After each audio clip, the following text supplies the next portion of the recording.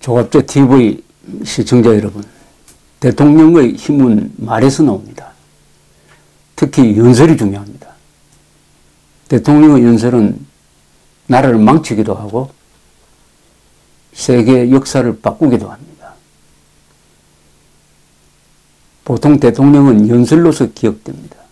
링컨 대통령의 게티스버그 연설, 첫째 번, 두 번째 취임 연설은 문학적으로도 명문이고 역사의 흐름을 바꿨습니다.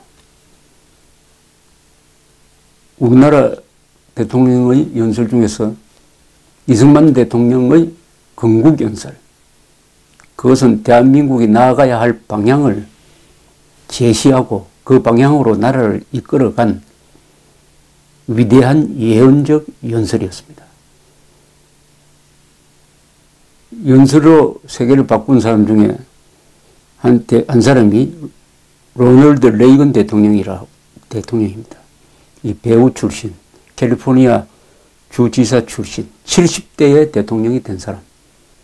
8년 동안 대소 압박 정책을 펴서 드디어 1989년에서 91년 사이에 소련이 총 한 방 안 쏘고 해체되도록 한 사람, 레이건 대통령의 유명한 연설이 두 개가 있습니다. 연설 중에서 소련 공산 제국의 붕괴를 촉발시킨 것으로 평가되는 두 개의 연설이 있습니다.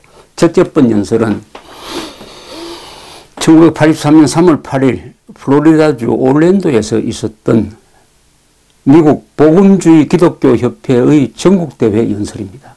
이 연설을 흔히 악의 제국 연설이라고 부릅니다. 이날 레이건 대통령은 소련을 악의 제국이라고 호칭을 했습니다. The Evil Empire, The Evil Empire라고 불렀습니다. 이 연설이 소련 및 동구권 공산권이 무너지는 계기가 되었다고 합니다. 그런 역사가들이 있습니다. 이 연설을 작성한 사람은 안토니 돌란이라는 사람인데, 이 연설을 검토한 국무부와 백악관 국가안보회의에서는 The Evil Empire, 악의 제국은 너무 자극적인 표현이라 해서 삭제를 했습니다. 그런데 레이건 대통령이 직접 다시 써넣었습니다. 그 표현을. 그는 이 연설에서 레닌의 말을 인용해가지고 공산주의자들은 도덕성이라는 것은 계급의 이익에 종속되는 것이며 구사회 체제를 말살하는 데 필요한 모든 것이 도덕적이라고 생각한다. 이렇게 비판을 합니다. 그는 또 공산주의자들은 현 세계에서 악의 중심이라고 딱 못을 박습니다. 그러면서 레이건은 악의 제국이 가진 공격적 본능을 애써 무시하고서 미소 양국을 똑같이 비판해야 자신이 우쭐해지는 위선에서 벗어나 옳은 것과 그른 것, 선과 악을 직시하자고 강조합니다. 이 말은 그대로 한국에 적용되는 이야기입니다. 이것을 한반도식으로 이야기하면은 김정은 정권이 가지고 있는 그 악마성을 무시해버리고 남북한이 똑같이 잘못됐다는 식으로 양비론에 서서 비판을 하면은 자신이 무슨 양심가인 것처럼 생각하는 이런 위선적 태도에서 벗어나 선과 악을 반드시 가려서 봐야 한다. 이렇게 강조한 것입니다. 그래하여 레이건은 소련을 악의 제국이라고 부름으로써 도덕적으로 또 선전전에서 일단 우위에 섰습니다. 그 뒤 기자들은 소련 지도자를 만나면 이렇게 묻곤 했습니다. 레이건 대통령이 소련을 악의 제국이라고 불렀는데 사실입니까? 그렇게 하면 소련 지도자들은 물론 부인을 합니다. 그럼 기자들이 이렇게 또 묻습니다. 그렇다면 스탈린의 대숙청은 그 악 아닙니까? 1930년대의 재판극은 악 아닙니까? 우크라이나의 대기근은 고의적으로 일으켜서 수많은 사람을 굶겨 죽였는데 이거 악 아닙니까? 이렇게 꼬치꼬치 물으면은 소련 지도자들은 수세에 몰릴 수밖에 없습니다. 그 말의 힘이 있는 것입니다. 말의 힘. 그러면 소련 실력자들은 이렇게 변명을 합니다. 스탈린의 대숙정은 과거가 맞다.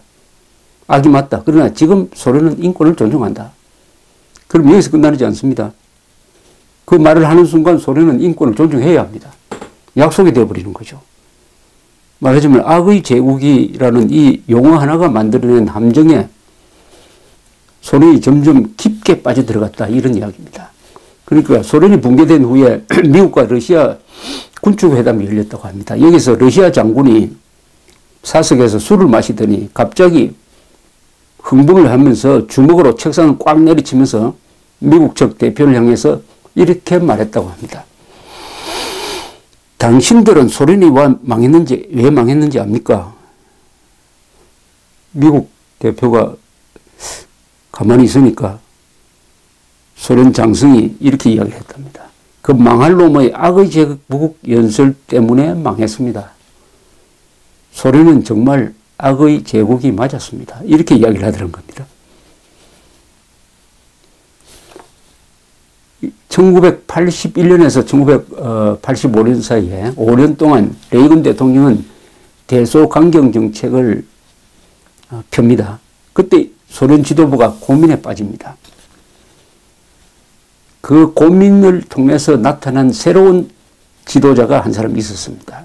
그 사람이 고르바초프였습니다. 어떻게 보면 레이건의 대소 압박 정책이 만들어낸 작품이 고르바초프라는 이야기도 있습니다. 고르바초프는 레이건의 압박에 대응하기 위해서라도 소련의 내부 개혁이 필요하다. 그리고 개방적으로 나가야 되겠다. 레이건과의 군비 경쟁을 끝내야 되겠다. 그래야 소련 경제를 살릴 수가 있다. 이렇게 생각을 하면서 고르바초프는 레이건과 적극적으로 대화를 하기 시작했습니다. 그러면서 아프가니스탄에 파병했는데 거기서 이 무슬림 게릴라들한테 호되게 당하고 있던 소련군도 철수하게 됩니다. 이런 과정을 통해서 고르바초프와 레이건은 인간적으로 아주 친밀해졌다고 합니다. 이 레이건은 소련을 붕괴로 몰아가면서도 소련 지도자들을 만날 때는 항상 웃는 얼굴이었고 그렇게 다정하게 되었습니다. 그러니까 소련 지도자들이 혼란에 빠졌다고 합니다. 인간 레이건은 정말 좋은 사람인데 레이건이 지도하는 미국의 대소 압박 정책은 무섭다. 이 혼란이 온 거죠. 사람과 국가가 맞지 않아가지고 레이건은 고르바초프의 개혁 정책에 대해서는 정치적으로나 외교적으로 또 연설을 통해서 적극적으로 응원을 했습니다. 그러나 물질적 지원은 하지 않았습니다.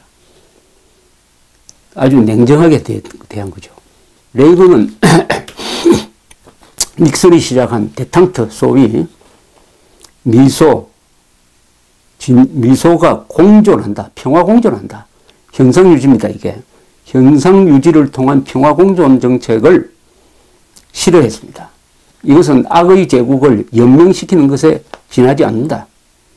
소련은 없애야 할, 공산주의는 없애야 할 악의 세력이다.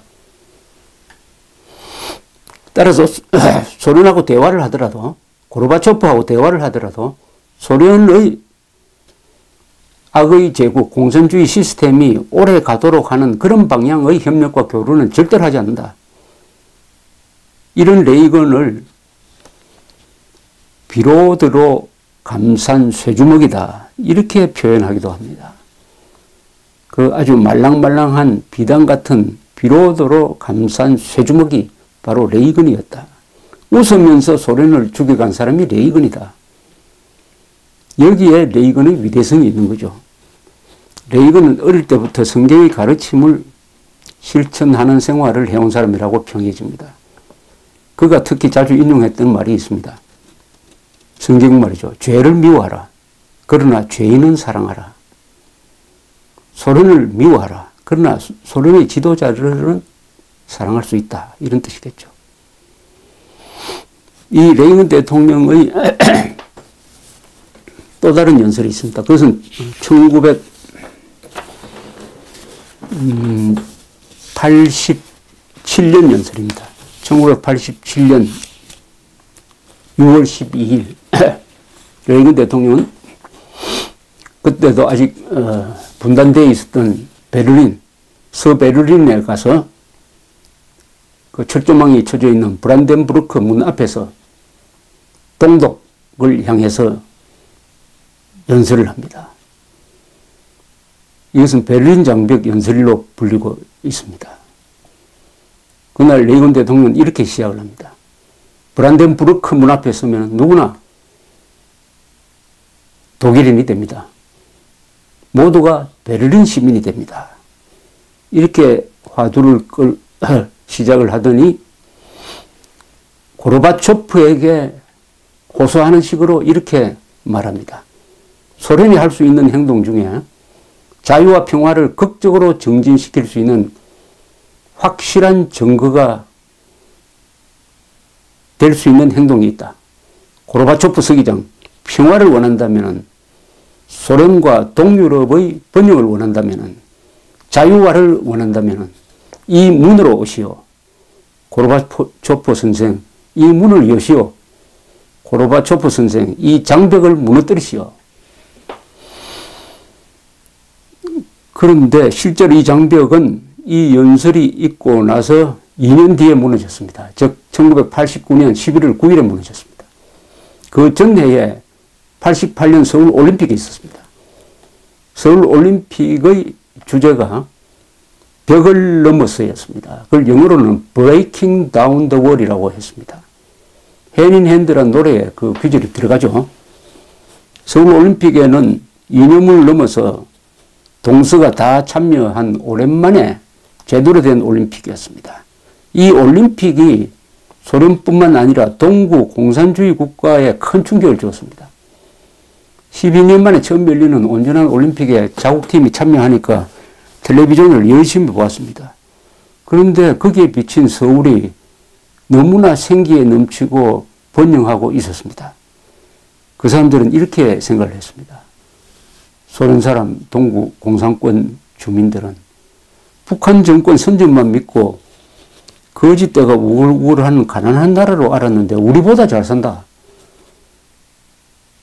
우리가 영국, 프랑스보다 못 사는 건 이해가 되지만은 저 분단된 나라, 전쟁을 거친 나라, 독재자가 다스린다는 저 한국보다 어떻게 우리가 못 살 수가 있느냐. 그 답은 뭐냐? 우리가 공산주의를 선택한 때문이다. 한국이 저렇게 잘 사는 이유는 뭐냐? 전쟁을 겪고도 자유민주주의를 선택한 때문이다. 이런 자기 반성과 자기 회의의 계기가 되었다고 합니다. 공산권이 무너진 데는 한국인의 역할도 있습니다. 1988년 서울올림픽이 그 좋은 예입니다. 그런데 문제는 한국에서는 한국이 잘한 일은 다 듣고 사소한 실수만 부각시켜서 잘한 것, 뭐 새마을운동, 서울올림픽, 중화공업 건설, 6.25 때 맞서 싸운 것, 이런 것을 다 지우려고 하는 이런 나쁜 교과서가 있고 그 나쁜 교과서를 고치려고 하는 행위를 마치 친일 부역이나 한 것처럼 몰아가지고 지금 그것을 적폐로 삼아가지고 지금 조사한다, 수사한다, 야단입니다, 지금. 레이건 대통령은 그 위대한 인격으로 공산주의를 무너뜨렸습니다. 무엇보다도 이분은 유머 감각이 있는 분이었습니다. 1981년에 레이건 대통령은 암살자로부터 암살 시도를 당해가지고 가슴에 총을 맞았습니다. 한 몇 센치만 탄도가 달랐더라면 심장 맞고 하면 즉사했을 것입니다. 다행히 수술을 받게 되었습니다. 응급실로 실려가면서 의사들과 간호사들이 보이니까 레이건 대통령은 이렇게 농담을 했습니다. 수술실로 들어가기 전에. 여러분들 모두 다 공화당 당원이시겠죠? 수술 이후에 잠을 자다가 레이건 대통령이 깨어나니까 옆에 당직하던 여간호사가 레이건 대통령의 손을 잡았습니다. 레이건이 잠에서 깨자마자 눈을 뜨자마자 여간호사와 손을 잡고 있는 자신을 발견하고는 간호사에게 이렇게 말했습니다. 내 아내 낸시도 우리의 사이에 대해서 잘 모르겠죠? 라고 했다고 합니다. 레이건 대통령은 어떤 기자가 이렇게 물었습니다.